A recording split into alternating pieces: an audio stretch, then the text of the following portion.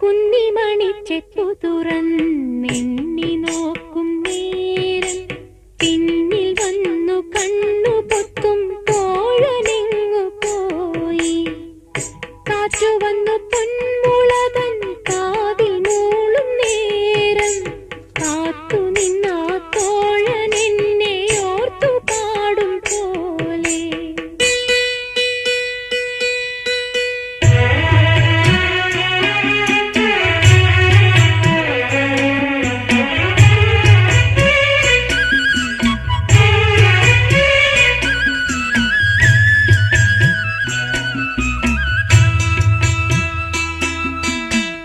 കുന്നിമണി ചെപ്പു തുറന്നേ